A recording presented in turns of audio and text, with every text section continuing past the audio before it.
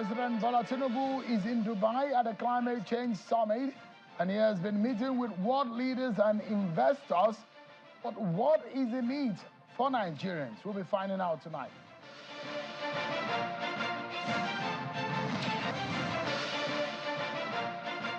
There's been an attack on the residents of the Independent National Electoral Commission REC in Kogi State.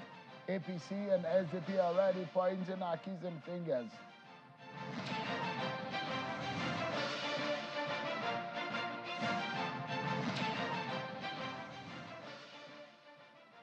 Hello everyone, welcome to the program.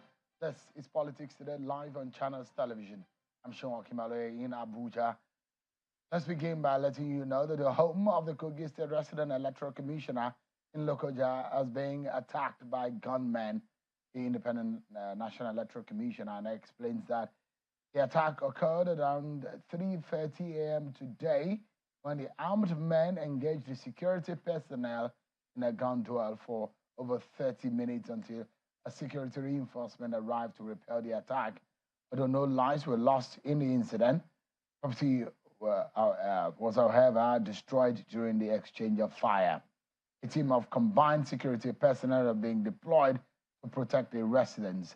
Kaneki is calling for thorough investigation into the latest attack and enhanced security protection for its personnel and assets in the state. Meanwhile, the All Progressives Congress APC Campaign Council in Kogi State is calling for the arrest of the governorship candidate of the Social Democratic Party, Mr. Murtala Ajaka, over the midnight attack on the home of the Kogi State Resident Electoral Commissioner. The SDP has responded and absolved their own party of any blame in the attack, claiming it was masterminded by thugs who are loyal to Governor Yaya Bello, according to them. Tonight, we'll begin our conversation on the purpose, the benefit of President Tinubu's engagement in Dubai, and we'll be looking at the outcomes, the benefit for Nigerians, and of course, later on, we'll be looking at the scrutiny that the Senate and the House is making on the budget that the president laid before the National Assembly before he departed for the United Arab Emirates. So much to talk about on the state of the nation. Stay with us, everyone, as we check out some of your political roundup stories.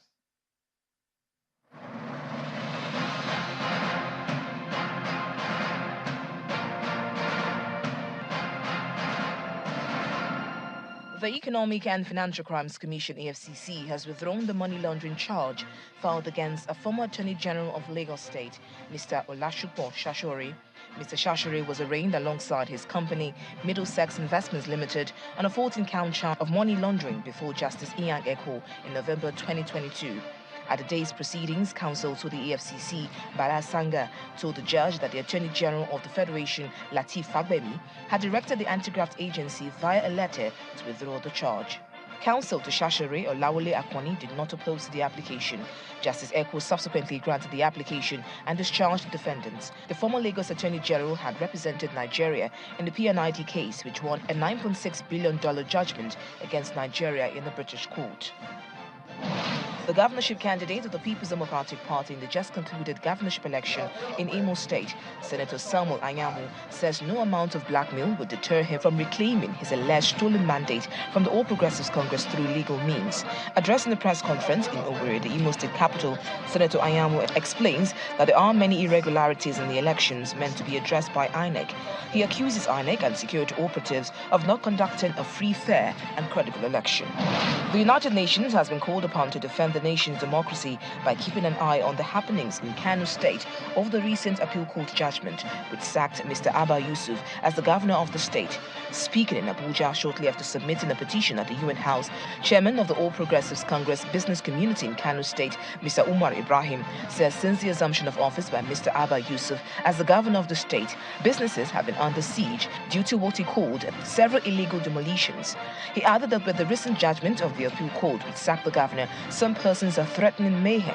and it's for that reason that members of the business community are calling for intervention.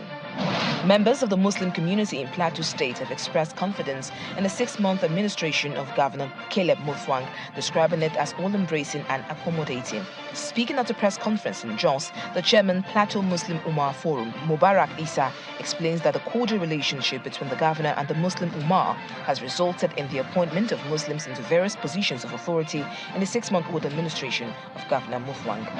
Ondo State High Court, sitting in Akure, the state capital, has restrained the state government from inaugurating a caretaker committee for the newly created 33 local government development council areas and the 18 local government areas of the state. In his ruling, Justice Adeyemi Fasoni said the respondents are restrained from inaugurating any person or persons not democratically elected as members of caretaker committees to administer the affairs of the local government councils and local council development areas in Ondo State, pending the determination of the motion on notice for interlocutory injunction in the suit.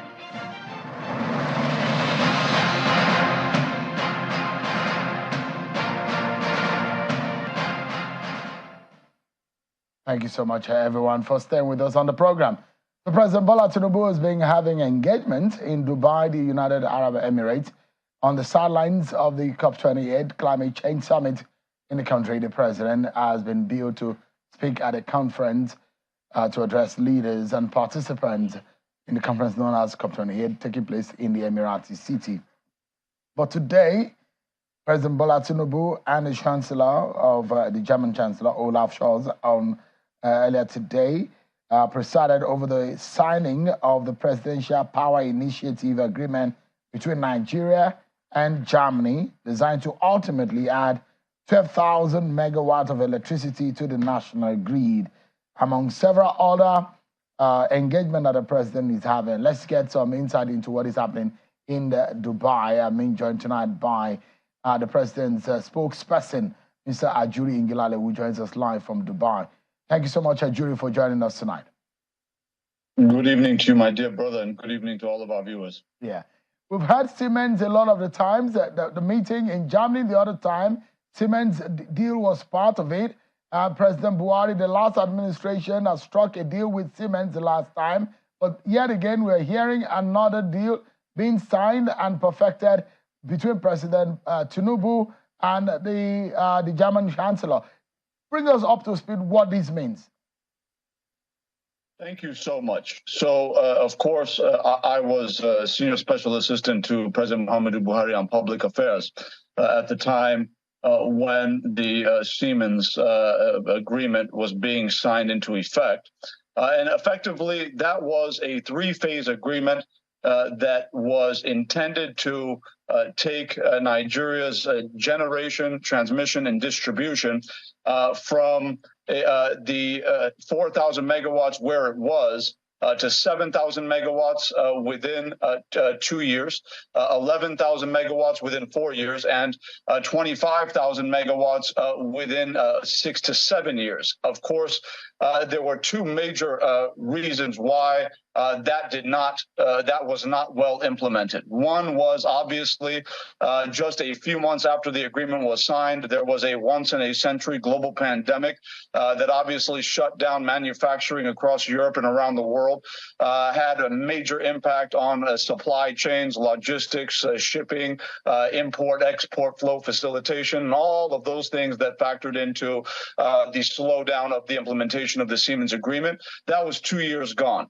Then, obviously, you also had a failed implementation on the part of some Nigerian officials who simply did not live up to the vision of President Muhammadu Buhari within the power sector.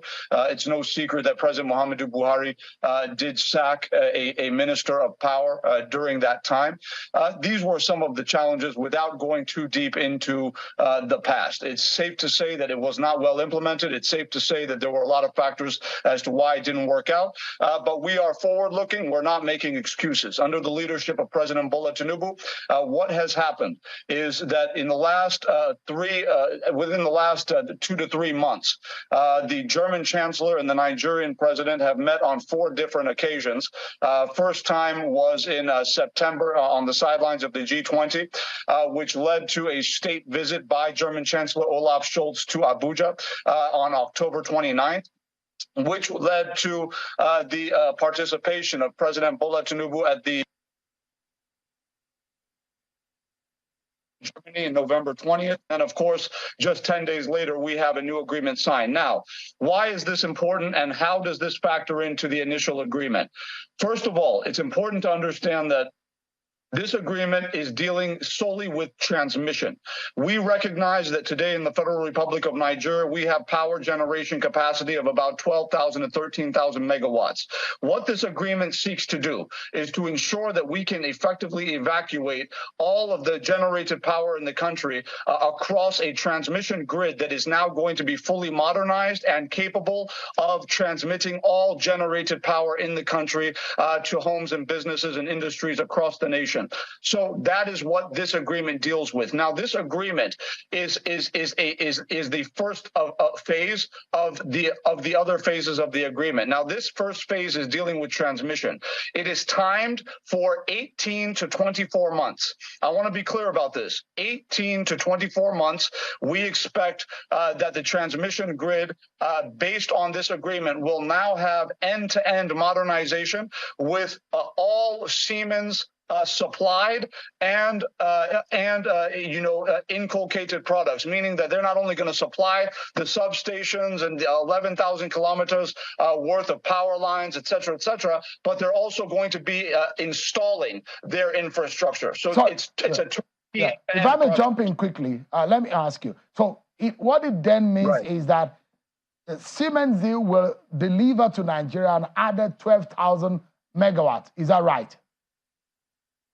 No, this phase of the agreement does not add 12,000 megawatts that does not currently exist. That is not what it does. What it does is the current power generation capacity in Nigeria today, not yesterday, not tomorrow, today is 12,000 megawatts. We have the capacity to generate 12,000 megawatts in Nigeria today. The issue has been about stranded power and the inability of all value chains in the industry to support the full generation of power. Because in order to generate the 12,000 megawatts of power, what do power generation companies need?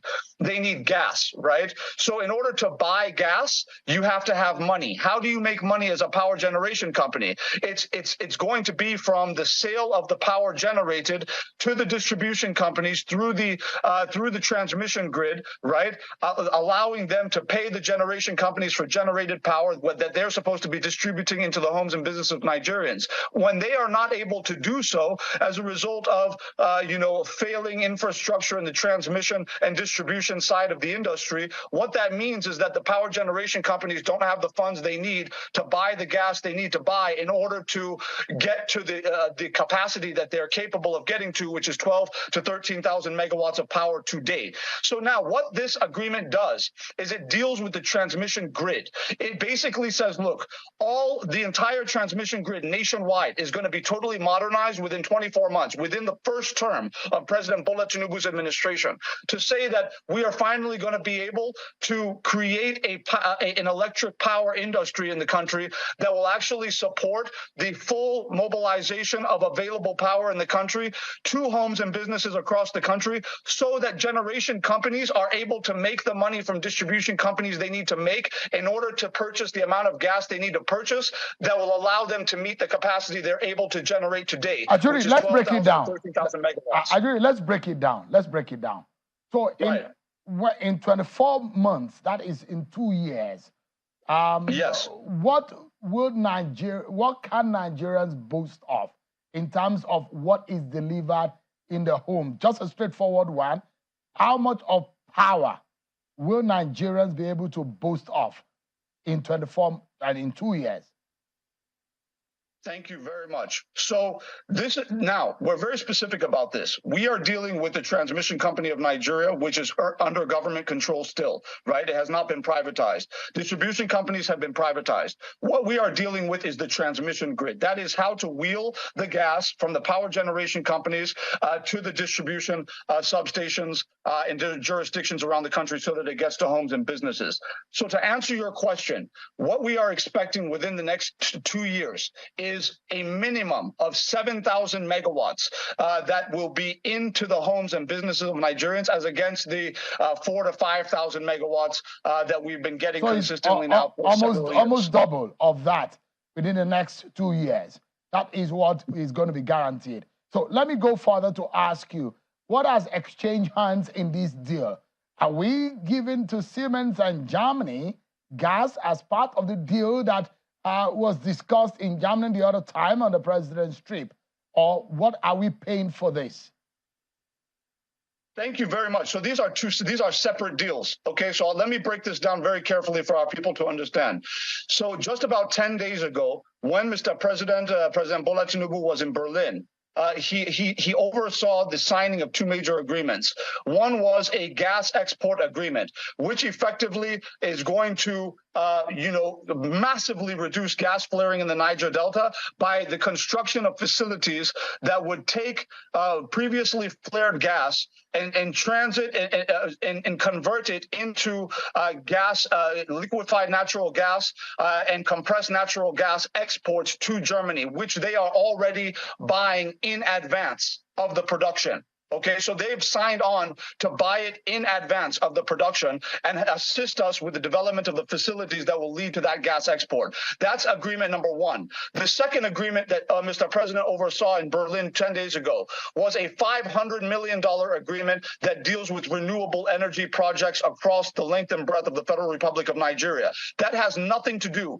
with the Siemens program. It has nothing to do with the traditional grid. That has to do with solar power projects across rural hamlets, with a special focus on agro-allied industries, with rural electrification, making sure that our farmers have access to power to provide mass refrigeration so that we can cut down on post-harvest losses. We want the food we're producing in the country to make it to the markets before they spoil. That is what mass refrigeration is going to do, but you need power to do that. And we believe the renewable energy agreement that's worth $500 million with Germany will go a long way to settling that problem. Now, the third agreement was signed tonight, just an hour ago, at which I was present, where essentially how the financing works with this is that we have the European Export Credit Agency, the German Export Credit Agency, essentially providing approximately 80 to 85% of the total funding. We provide 15% counterpart funding on a low interest credit facility.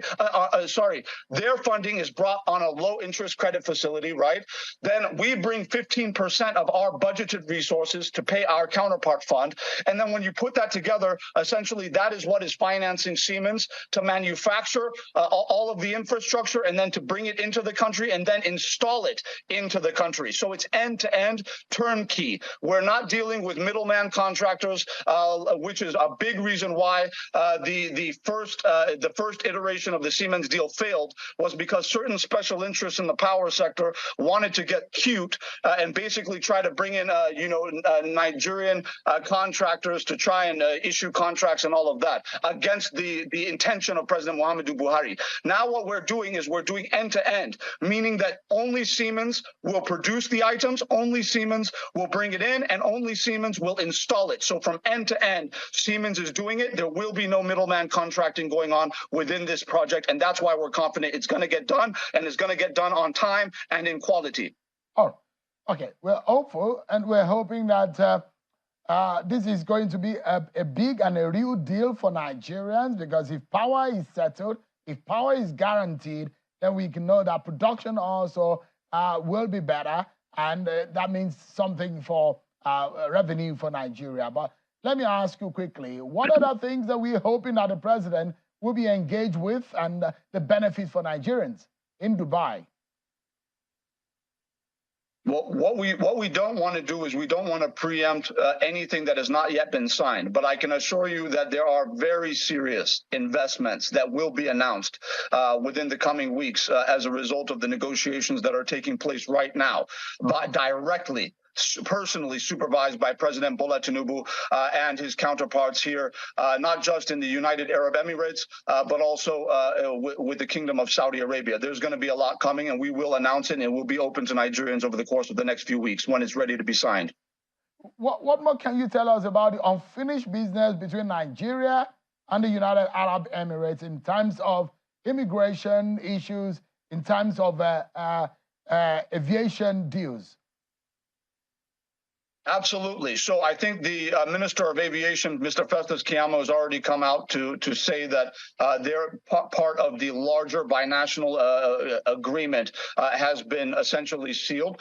There will be an announcement on that coming up. But what is going on essentially between the two sides is we want to make sure that the deal is comprehensive. I think the initial idea was that it was going to be run in segments. So you deal with, for example, the visa ban at once. Then you deal with the other thing, maybe aviation second. Then you deal with, the liquidity agreement with the central bank and with the oil and gas sector separately. But what was agreed between the two parties after the initial meeting was that it would be part of a comprehensive binational agreement that is cross-sectoral. So they want to finish everything at once and then do a joint signing.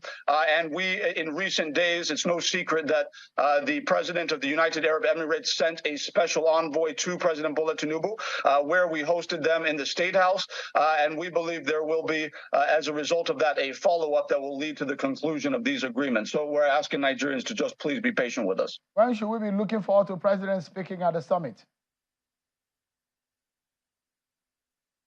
Well, I believe that what the president's focus on is now is ensuring that these negotiations that bring direct benefit to the Federal Republic of Nigeria are concluded, and that is where his focus is at this time. Ajuri, let me allow you to run quickly to some other businesses you told me that you need to catch up on, and I'll release you quickly now. Thank you so much indeed for your time tonight. Thank you very much for having me. God bless you. Bye.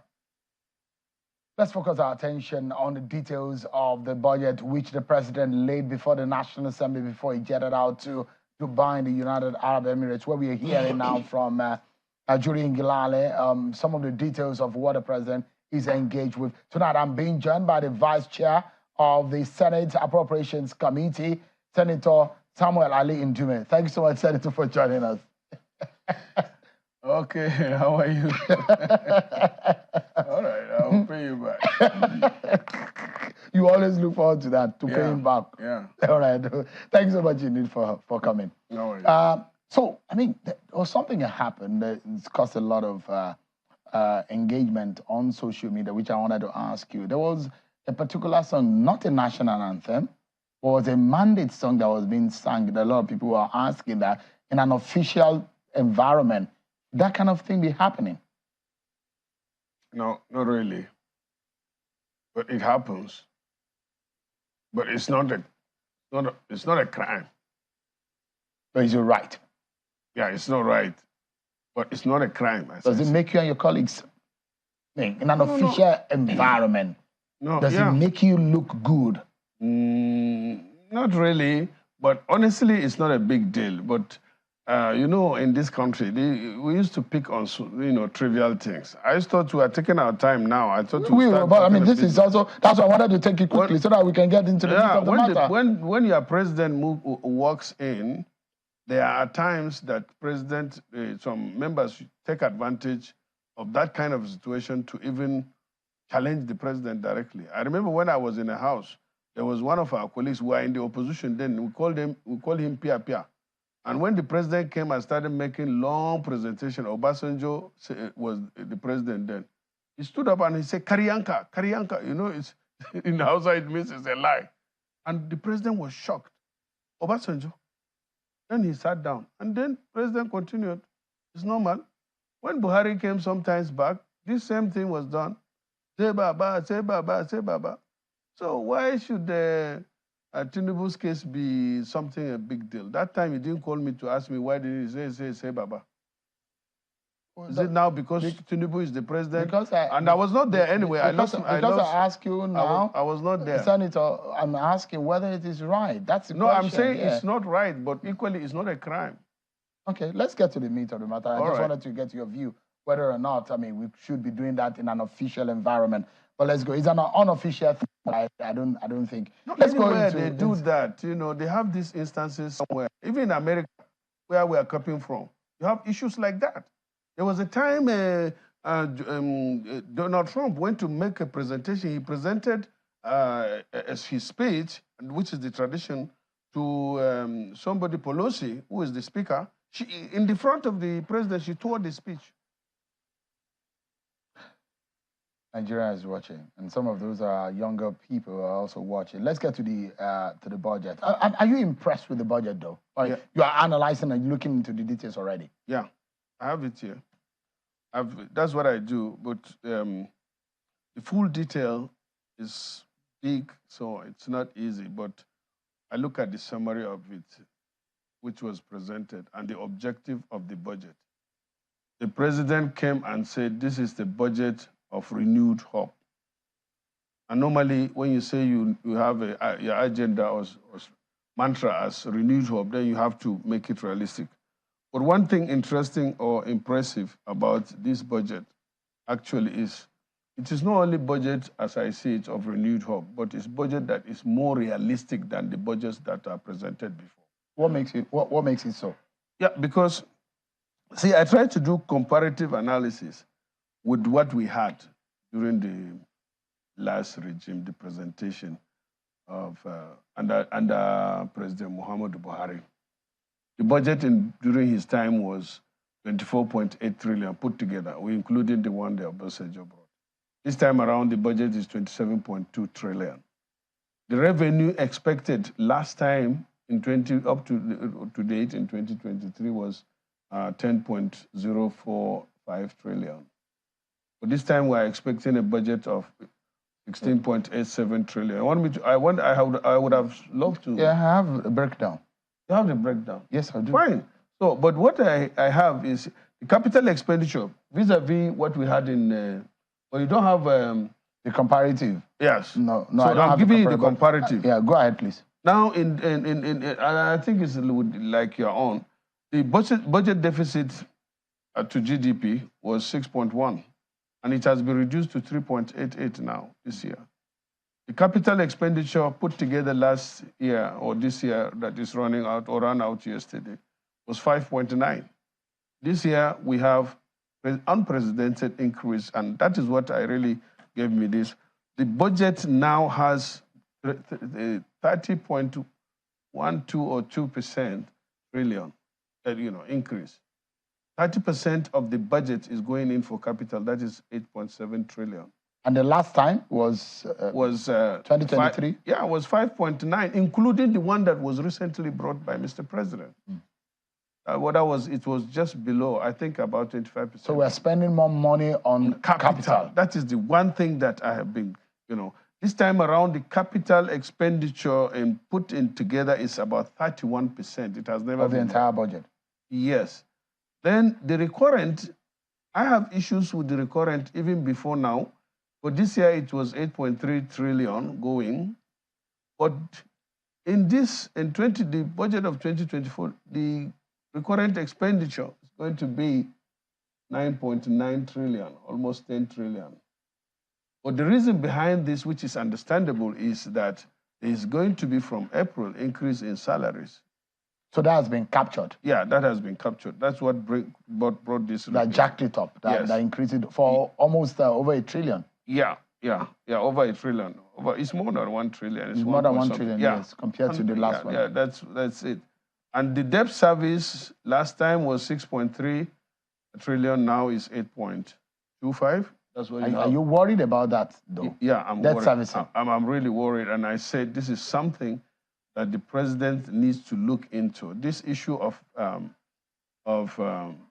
debt service is something that I personally want to, and I'm sure the president has a good team to look into. And I'm happy that the Minister of Finance said it there, that we cannot continue to be, using borrowed money to service our debt. So there has to be more drive in terms of revenue. They have, I can't say it's ambitious, but the good thing is that even this budget, 10.3 or nearly 10.4 trillion revenue will be from non-oil related sources, and 1.29 trillion from independent revenue. That is, then there's going to be about 685 billion from grants on donor-funded projects, and also about 359 billion coming from dividends from LNG, Development Bank of Nigeria, Galaxy Backbone, and Bank of Industry. All that, it has not been like that before because these people just collect money and use it the way they want in those days. One good and impressive thing is that there is going to be a reduction of the budget deficit. It used to be 13.78 trillion, that is in 2023. But now it's going to go down to 9.18. So in short, one of the concerns really is that of the borrowing. But I said before here that it's not the issue of even borrowing. The issue is what you do with the money that you borrow. I don't mind if Nigerian money, almost all of it, is used for infrastructure that even my grandchildren will be paying for it. Because when they grow up and they ask, why are we paying this money? This train, this road, and all these things, structures, these schools, this hospital was built from that borrowed money. So every country borrows. Mm-hmm. The highest debtor, I think, in the world now is the United States. Mm-hmm. But Senator, once the president and his team, were they able to explain in details what these borrowings are going to be used for? That's what we are going to do from tomorrow. So they're going to defend the borrowing budget. And we have passed it through second reading this evening. I'm just coming from the chamber. Adopted the votes and procedures, adjourned plenary till 12, so that we will now call in the ministries to come and defend their position. If you have questions, we ask. And basically, I appeal to my members, to our colleagues, my colleagues, that looking at this budget, we should concentrate and looking at the importance of passing the budget before the end of this month, that is December, so that we will maintain the January-December budget cycle. It's important we do that. And in doing that, we should concentrate on crossing the T's and dotting the I's, and then looking at margin of error, which is normal. Looking at the budget, because sometimes when you have trillions like this, maybe if you do your arithmetic very well, you discover that they are saving of 10, 20, 50 billion. But are you using the help of consultants, experts, to help the Senate of course. To scrutinize this? Yeah, of course. And some of us are experts. Because they said the devil is in the details, isn't it? No, some of us are experts. Do you think I'm illiterate now as I'm talking to you? No, but you can't do it all by yourself. No, that's the it's question. not about me. And you don't have enough time the chairman, to be able to do it. The chairman is an expert, and as you rightly said, we do public, the Senate is open to the public. And we call on Nigerians to scrutinize the budget. And the good thing is that by tomorrow or next, you will have the details of the budget on the website of the budget office. And this time around, you know why this thing is coming out like this? I'm not surprised. Because the Minister of Budget and Planning, Bagudu, yes, is an expert, he's a loaded person, economist. That's why it come out like this. I'm not surprised. And as I said, the president came in, he's so determined. You can see it from the budget. It's not only budget of Renew Hope. I call it realistic budget. It's budget of reality. If all goes well with us and things go the way we want, all ceteris paribus. You know, the impact of oil pricing and production and quota like that can have impact on the budget. You know, the revenue is projected from collection. You know, you can have issues with that. But be it as it may, 5 to plus 5%, minus 5%, I think I'm very hopeful that we'll be on track. I'll come to the details in terms of sectoral details of the education. And you know the pricing something. You know, we base the oil production benchmark, and when we pass the MTF realistically too. 75% exchange rate, 750%, 50 naira. Are those realistic though? Yeah. 700 to the dollar? Yeah.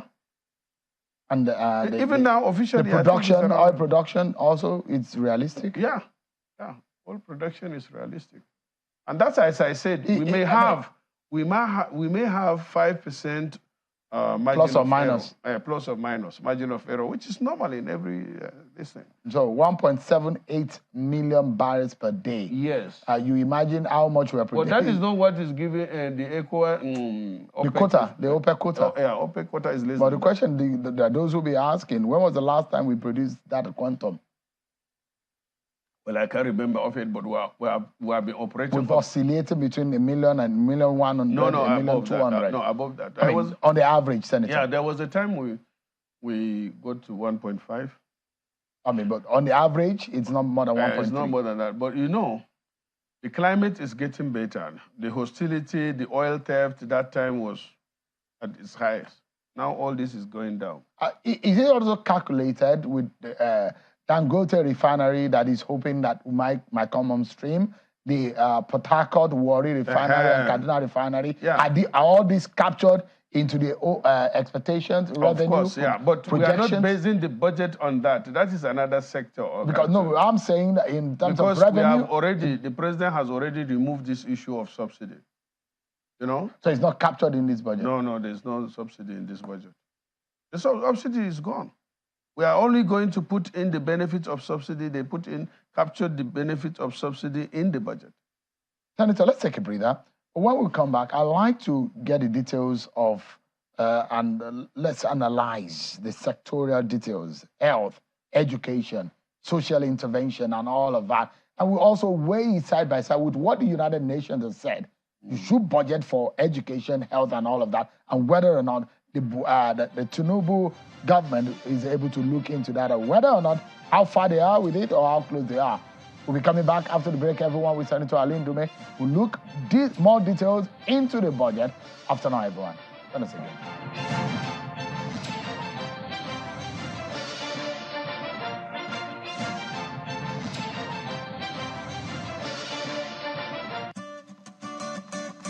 In today's world, our lifestyle, both at work and at play, depends on connectivity. Our connectivity depends on the devices that make it possible, and these devices depend on electric power. When power fails, our life shrinks, our work drops, and our joy dips. JRB Solar Energy Systems are here to ensure that we enjoy uninterruptible power, uninterruptible joy. Whether you're running a business, an institution, or just a home you return daily to rest, JRB has got you covered. No project is too big for our super digital inverters, long-lasting batteries, and efficient solar panels. Go. Dream on. Change your world. JRB Solar Inverters, batteries, solar panels, solar streetlights, and more. Telephone 0906 752 1111. Email sales@jrbsolar.com. With JRB, the sun's gonna shine on everything you do.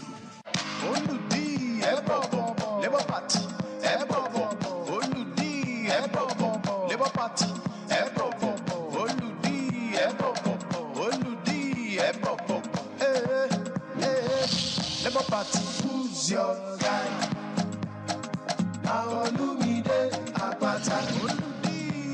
See us we dey like beans and rice.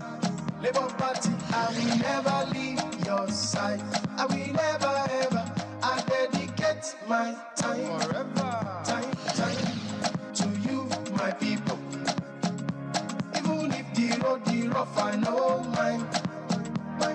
'Cause together we shall stand. Labour Party, who's your guy? Now Olumide Akpata. See us we dey like beans and rice. 'Cause together we. Now all of us like to chop better food. Food where they make body tranga and vegetables where fresh like see tomorrow not day. We want make the chocolate sweet the way we go like them. No cubes. Now it be the secret. They make them with correct ingredients like chicken, parsley, garlic, plenty iron corn full and palm to make your chocolate palm bar for you. Come the sweet well. Now it be the cocoa. Make we carry salute, throw away give no. Change your world by changing waiting day your plate.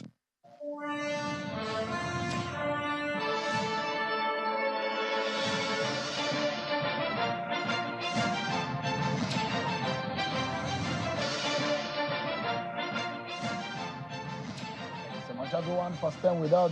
Senator Ali Ndume is the Deputy Chair of the Senate Committee on Appropriations and he's been speaking with us on the details of the 2024 budget. It's presented by President Bola Tinubu on Wednesday. Thank you so much indeed, Senator, for your time. So let's look at whether or not the priorities, the focus that the president laid out in the budget, and some of those key areas that he said he wanted to focus on and the attention of his government to focus on, and whether or not it meets the aspiration of the Nigerian people.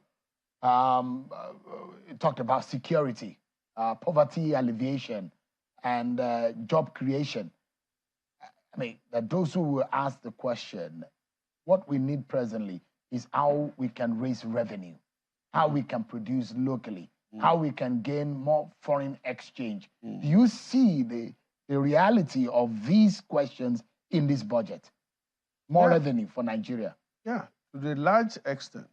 As I told you, I'm still doing the analysis, but so far, it's promising. The president promises in the budget 3.75 economic growth, jobs, reliance on loans must be reduced. The growth rate that the president is talking about is even higher than what the IMF projected. Yes. There was a downgrade by the IMF on our growth. No, but this president, and it's achievable. 3.75 is achievable. And when it comes to priorities, as I said before, the Constitution is very clear. Security and welfare of its citizens is the purpose of government. That is what Section 4(2)(b) of our Constitution. And here we are with the president giving priority. Number one, to security, because in the budget, 3.2 trillion, 2.325 trillion is budgeted, which is 12% for security. Education, which you talked about earlier, has 2.18 trillion, which is about 8% of the total budget. Works and housing. 7.9 actually. What?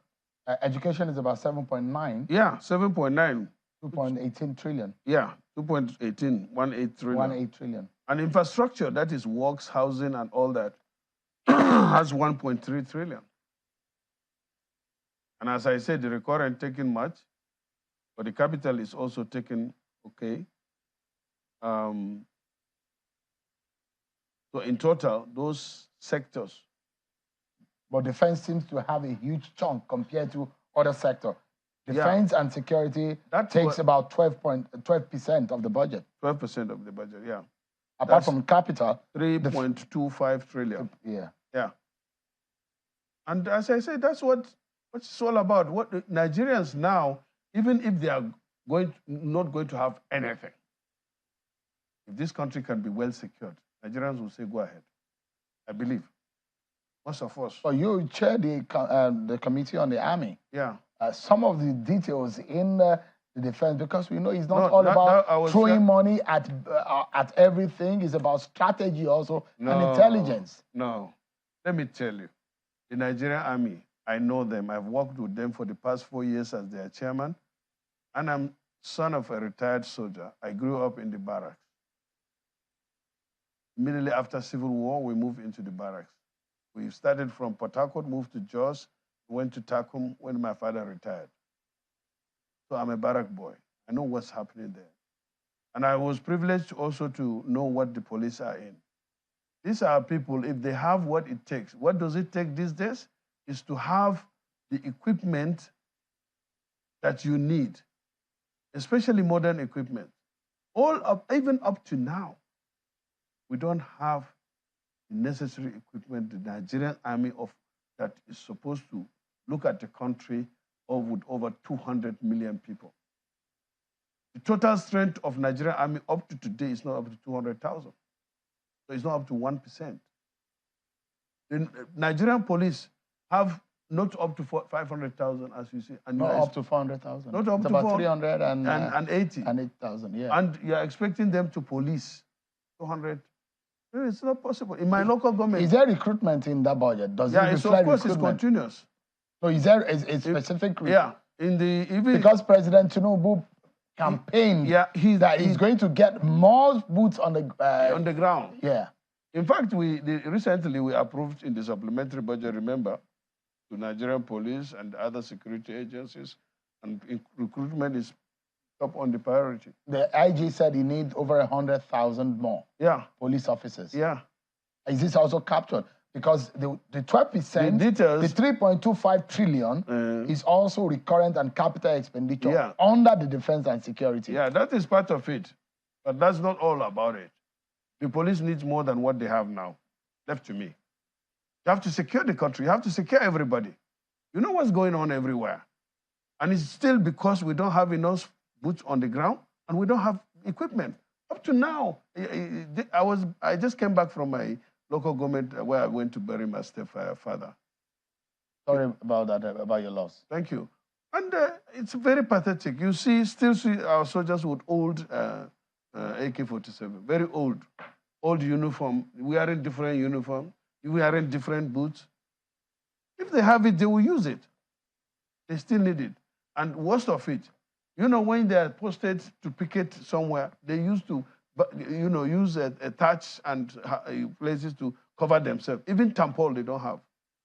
But those who believe that, look, in securing These people Nigeria, that you we say need they to believe, they are not on ground. They don't know what's going on. Yeah, I mean, that those who say and maybe one of them. this present security structure in Nigeria is not working, that we need to restructure. How can you community policing, state policing? Yeah, those are details. But in those days that we had police, when we had police even up initial, they were doing well. So there's nothing wrong with the structure. What is wrong is people talking about what they don't know. If I say, let's go to Goza now, will you go? I will. I've been you that know, was before I've reported 10 years ago. in the heat of 10 years of Boko Haram. I was on the ground. People just sit down and be writing and be speaking. Go and see how somebody who cannot speak Hausa from Bayelsa is serving in my local government. For 5 years, they will not transfer him. That is because there is no number. You don't have enough troops to move them around. So those ones that you have, you keep them there. If you see the condition under which they serve, you will respect them. They are not paid up to 5,000 per day. And multiply that. We have over 35,000 troops and what they call the theater, Operation Hadinkai. Take your pen and multiply 5,000 times 30,000, assuming they are all of them are just other ranks, as we call it, or soldiers. 5,000 per day times 30,000. What do you have? Multiply it by 1 month and see what you have. So we need more money. But people, but people when they sit down, when people sit down in their comfort, they say, "Oh, they are spending too much on the Nigerian army." Go and see. Other than officers, these other ranks, do you find the children of poor people? But you don't think that we need to break down the structure for effectiveness? How do you break down the structure? You cannot have more than one army. There was one army. What about the policing? Yeah, that's how we can effectively police the communities. Well, because it's the same in Nigerians. When they bring police to a place, no, so police cannot do it. Bring army, and they just when they bring army, army are not this, they are not relating with people. No, that is it. We need more police. We need more police. The army have no business doing what they are doing now. They are deployed in 35 states. They are supposed to defend the country from like neighboring countries. In your estimation, you think that President Tinubu should massively recruit? I'm sure he's going to do it because he has started well. This budget shows next year now we are going to have more, and in the next 4 years of his presidency, I'm sure people will see positive change. We have already started having the hope, and I believe in him. In President Tinubu? Yeah. You think he can change things? Yeah, he can change things because you know the president here is in charge. That's one thing with him. Sometimes people even think that Tinubu is too authoritative and he takes charge, you know. But unlike our former president, my president will just give you an assignment and will not look over you. And that's why the problem is. And he knows that. That was the mistake President Buhari did. He ended up confessing these days that he had more kleptocrats in his government than people that they have interest at heart. I was here when I said there are kleptocrats, too many kleptocrats in the government. In the Buhari government? Yes. And now he confessed recently that truly There was even, he admitted that, yes, there was some kind of people that took over power to themselves. But in Tinubu's government, you can't do that. You can see what he did to his own son. So during a council, he was going there, and truly he told him off. If it were another person, it would be through behind. But there, he told him that. So you think President Buhari was not in charge, but this president is in charge? Yes, very. That's what you think? Yes, I think so. But I mean, so and then he also says it everywhere that if I make mistake, correct me. And if you don't tell me, then I will hold you responsible. He told his ministers. But then you still have one or two people here and there that also try to take advantage or do funny things. But this, I think we're going to have it better. All I'm begging Nigerians is to give him a chance. Let's give him a chance. There's a lot of suffering in the land. Yes. And that is a very hard message to sell. But all Nigerians also agree that some of the hard decisions is something that need to be taken. You can imagine what we saved from the period he had just announced abruptly that, look, this oil subsidy something no more. Like a very good friend, Goswell Akpabio, said, that the pain that we're experiencing is going to be like the pain of a childbirth. You agree with him, though? Yeah, I agree that it's not something like that. I agree with him on that. And also it's something like, Nigeria was sick. It's like malaria. You need to take chloroquine, or very bitter, But after some time, you even get heightened level in, when you are treating malaria. But if you don't take the treatment, it can kill you. You understand? So I think it's good that the president took that kind of a decision. And I'm happy that he has a good team around him. So far, so good. You look at the recommendation of UNESCO, for example, on funding education, and you look at the quota or the sectoral, the disposition of the president in terms of the allocation for education, for example, is just a paltry 7.9%, 2.18 trillion across all the tertiary and other sectors of education. That is okay. There is an introduction of students' scholarship now. Let me say again, education is very important, but when you don't secure the country and you don't create the enabling environment, you are talking about increasing the percentage to meet the UNESCO quota suggestion, suggestion. I think this will come up later, but let's secure the country first. Let's secure the country as he proposes. Let's invest in this social investment that the president quickly brought an amendment to the Social Investment Act, which he already signed. And in this year he budgeted, I think, 534 billion for social investment. I was going to come to that. Social development and poverty reduction program, 534 billion. That's 2% of the budget. Yes. I mean, you and your colleagues are still investigating what was spent under the Buhari government on these social intervention programs. Yes. And this kind of money going there, do you trust that this money will really go directly to Nigerians? That's a major problem, isn't it? Yeah, it's a major problem, but you can see the president is even serious. He removed it from Ministry of Humanitarian and brought it under the vice president, so there will be more eyes, watching over it. And we too, we have seen it. But the National Assembly have been talking about it even during the Buhari administration. I confronted them at one time. I said it, I challenged it, and I was, I've been vindicated because actually most of them literally stole the money. That was meant for social intervention. Yes, and they keep on talking about statistics and this and all that, and it was all full of lies. But this time around, Mr. President has changed it. So those monies for welfare, they were being stolen? Yeah. Is that right? Is that what was going on? Are you cross-examining me? No, I'm asking you a question, Senator. So if people didn't get it and the money is not there, what happened? Let me ask you. What will you and your colleagues do about this? Money has been budgeted, all right? And people were claiming that so amount has been paid, and there was nothing to show on ground. Where is the money? Maybe they kept it in the bank. Okay, so that is your answer. So I wanted to ask you, what would you and your colleague now do about that? We are going to look at it more. that is to do our thorough job and oversight. We have started. We have started doing that. And this is the 10th Senate. It's different. And this is President Tinubu, not Buhari. And this Federal Executive Council too is a different one. All the team, the Vice President, you know, and then there are some changes. And most people now understand though, that this president is very serious about turning things around. I don't think he would tolerate anybody that was going to be a stumbling block around him or, you know. So Nigerians should have high expectations and high hopes. I have that one too. And honestly,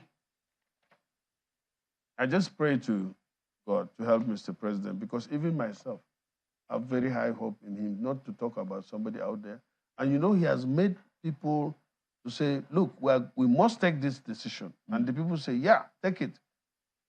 But now the problem is, if we take that decision or that hard dose, and after a long time, we don't see any change, so that is going to be a problem. I will be part of it. Senator Ali Samuel Indume. Deputy Chair on Appropriations, thank you so much indeed for your time tonight. I appreciate it. You know, I told you I was a Christian. Yeah, you said so. I lost my stepfather, who is a Christian, and I went to bury him at home. And when I was growing up with him, my mom was calling me Samuel, and he was calling me my father's name, Mohammed. So I think it's good you consider becoming an Adamu or Samuel too. We'll have this conversation after now. Well, Senator Samuel, thanks so much for time. I appreciate it. That's our show for today, everyone. Bye for now.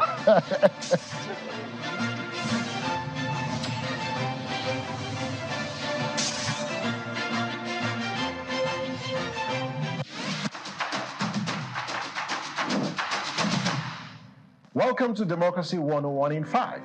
On this show, we focus on making democracy deliver for the people, because there is no democracy without the people. Democracy 101 in 5 is brought to you by Yaga Africa with the support of the FCDO. On this episode of the show, we focus on a very critical aspect of our democratic process. And it's a question: how can you recall your legislator in the National Assembly or the State House of Assembly? We went to the streets to inquire from Nigerians if they know the process of recalling their legislators. And this is what they told us. But in the system where there's a failure, there's no efficiency and efficacy in handling a job as the way it's supposed to be. Definitely a legislature can be called back.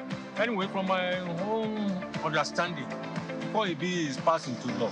Yes, you can recall a legislature through the 2/3 of the vote from its constituency. Stakeholders must be brought to the issue. It has to start from the what level? How do you recall a legislator? Elected legislators in the National and State Houses of Assemblies can be removed from office by citizens through a process referred to as recall. Now, under the 1999 Constitution, constituents are empowered to recall senators and honorable members in the Senate, the House of Reps, and the State House of Assembly before the end of their tenure. A recall process can be activated when constituents lose their confidence in their elected legislator, or the legislator is acting in ways that do not protect the interest of his constituents.